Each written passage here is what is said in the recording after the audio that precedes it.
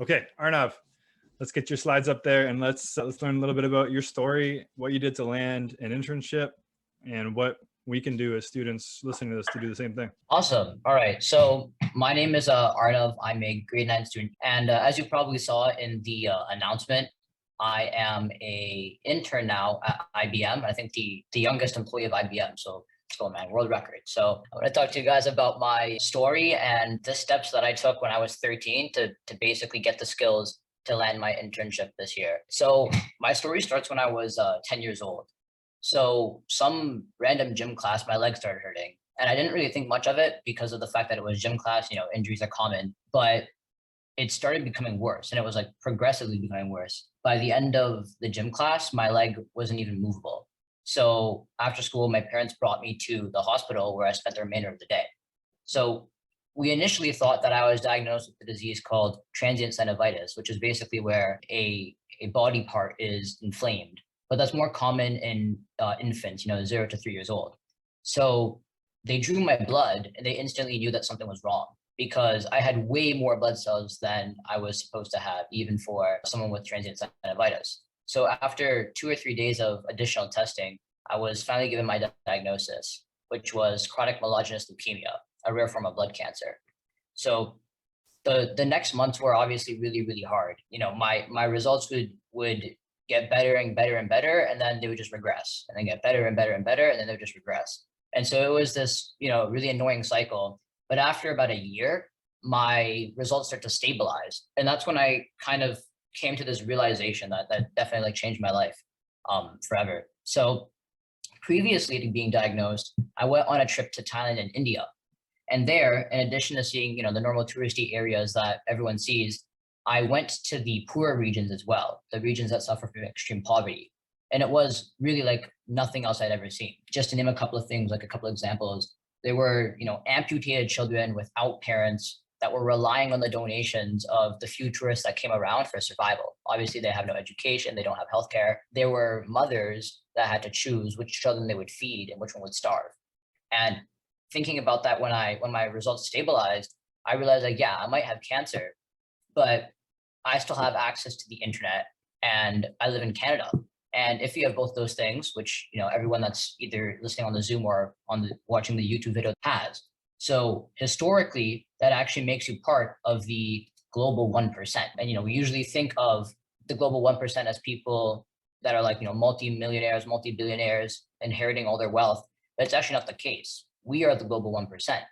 And what that made me realize, and again, this is my own personal philosophy, you don't need to adopt this sort of thing. But what I realized, or what I thought about then, was if I've been given all this luck, it was sort of my responsibility now to pay back this debt that I incurred. Because when you compare yourself to, or when I compared myself to the little girl in India that's going to grow up that also has chronic myelogenous leukemia, but has no access to healthcare, has no access to education, spends the better part of her days getting water, even that water is dirty, it puts things into perspective because you think like, what did I deserve to get so much more than she did, right? Like, why do I deserve to survive and she doesn't? And the answer is it's just luck, right? We were just embryos that were born in significantly different parts of the world in families that have significantly different incomes and social situations. And so then the philosophy that it is a risk that the choice to make an impact on the world kind of vanished in my head. It was now a responsibility because I had to pay back the luck that I've been given. And so I was like super, super motivated, right? I was like super passionate, but I didn't know what to do because obviously solving these really, really big problems is highly ambiguous, right? Like no one's done it before. You can't just go on YouTube and search up, how to solve extreme poverty. And so I joined just like CGIL and MEL. And there I learned about a couple of things, but the main two things that really, really helped me on sort of my journey and that apply specifically to getting an internship are your network and your knowledge. So the first thing that you need for whatever goal it is, whether it's an internship, whether it's solving a problem, is just having a really, really strong network. So your network is the people that you know and the depth of the relationships you have with these people. And there's a couple of reasons why network is super important. The first is that you get access to a bunch of serendipitous opportunities, which is basically where you are given something that you don't intentionally work for, And then, a lot of the time these opportunities are career changing, life changing, super unique and valuable experiences. The second thing, and arguably more important thing, is knowledge.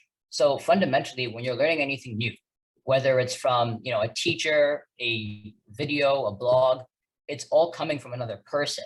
So naturally, if you want to get the highest quality information, you want to skip the fluff, right? Talk to the people that are making breakthroughs in the industry or people that have been working there for decades. And that's really how you will be able to get the highest quality knowledge. And a superpower that you have right now is your youth. So admittedly, like if you were just grateful and if you're willing to put in the work, a lot of smart people will be willing to sacrifice their time for you. And again, gratitude is a must have because, if they're smart, which is probably the reason why you're reaching out to them in the first place, they have hundreds of other things they could be doing, but instead they're choosing to help you. And so, be grateful, keep them updated with progress, keep them updated with the action items and whatever. But these people will be able to help you by condensing their knowledge and experiences into a series of conversations with them. So whether it's, learning how to mitigate failures, resources that help them get to where they are, or other people that taught them things, it's really just about transitioning where you are to where you want to be, which is where they are. And so now I'm gonna double down a bit more on the knowledge part though. And so the thing with knowledge, I'm also a Naval simp. Me and CJ have that in common. Something that Naval said, which I think perfectly illustrates part of our privilege at least, is we basically have access to humanity's collective understanding of the universe at our fingertips. And I think when trying to go super, super deep into certain domains, there's no better way to do this than by getting like knowledge from the internet. A good heuristic to think about is if you want something really bad, like if you want to get an internship at a software company or you want to do a marketing position, a communications position, whatever it may be, school probably isn't enough because the high school curriculum is meant to be generalized. And even if you get like a 99s and 100s, there's 100,000 other people in the world that are getting 99s and 100s. Very few of them actually score internships at the companies that they want to work at. And so it has to be something deeper than that. Companies are looking more so for extreme depth in these areas. And so what you really, really want to do is leverage this tool that you have, which is the internet, unlimited knowledge. And there's two ways, or there's two strategies that I recommend you use to essentially sift through the ambiguity, because the vastness of the internet is both something that will tremendously benefit you and something that can seem a bit daunting because you don't know where to start. So the first thing is develop a meta learning map. A meta learning map is basically figuring out what you need to learn before you learn it, sort of analogous to a curriculum at high school. So what you want to do is think of your goal and then just work backwards. So find the prerequisites of this goal and then the prerequisites of those prerequisites and then the prerequisites of those prerequisites and just keep on going on until you find or until you're back at where you currently are with your level of knowledge and your level of skills. And so by doing this, you'll essentially be able to chunk the super, super ambitious goal that you have into a series of smaller and manageable steps. The biggest problem with this suggestion that I hear is that people end up figuring out that it takes a really, really long time to accomplish their goals. Another good heuristic to think about is if this skill is actually in demand, which is the reason why you'd be getting an internship, not just anyone can do it. It requires effort because if anyone could do it, everybody would do it. And there wouldn't be a demand anymore because obviously the supply meets the demand. And so it's going to be difficult, but if you develop that, the final step for you is just having a willingness to fail. So you already have the network, right? So you already have the opportunities. You already have the people that can help you through the tough times. And you already have your meta learning map. So you have the curriculum and you know exactly what you need to learn. Now it's just a matter of actually putting in the effort and having a willingness to fail.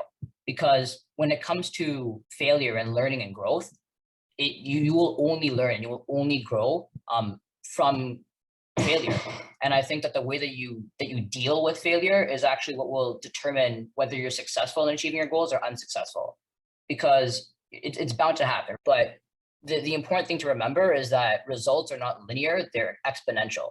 And so people will spend a lot of time, a lot of focus on these roadblocks, and they get demotivated along the process because they're not making progress. But the thing to remember is if you persevere and you continue to work on it and you continue focusing until you figure it out, that's where the actual value lies. Like that's where you're actually going to learn, that's where you're actually going to grow. And as I said previously, results are exponential and not linear. So you shouldn't expect to get X% done every single day. Instead, you should expect to get like negative 10x done every day. And then one day it's going to be like 100x because your growth is completely derived the way that you're going to be dealing with these things. And with that being said, my departing words, if you have the network, meaning you have all the opportunities, you have the meta learning map, meaning you know exactly what you need to know, then the ball is now in your court. It's completely your decision whether you're willing to put in the effort. And if you do, I can promise you that the fruits of your labor will pay off. I don't know, man. That was legit. I'm happy you talked about a lot of that. It's one thing that I don't think is talked about as much as it could be in our current education system, just the importance and the value of a network, right? Like there's some crazy statistics out there that super high percentage of jobs that get filled at most companies are jobs that are filled through an employer's network without even the posting going live, or even if it goes live, it still gets filled kind of through the back door. It's oftentimes that cheesy quote, as cheesy as it is true, right? Your network is your net worth. I love the idea of the meta learning map, kind of working backwards engineering towards that big goal, putting it down in chunk size pieces. But I don't know if you talk about the specific example with IBM. So like in a minute, how was it that your network allowed you to tap into this opportunity? Was it somebody you knew through your time at TKS? Was it just like, where was that connection from your network to IBM? Yeah, that was pretty funny. So it actually had to do like 100% with my network. So a couple of months back, like I think November of 2019, I emailed a recruiter at IBM. So I had spoken previously at the IBM Evoke conference because of TKS. And there I met like a lot of IBM people. I started to understand more so of their culture, their values, the stuff they're working on. And I was instantly hooked, right? Like I instantly knew I wanted to work here. And so what I did was I was just talking to a bunch of people from IBM, and we had a couple of conversations.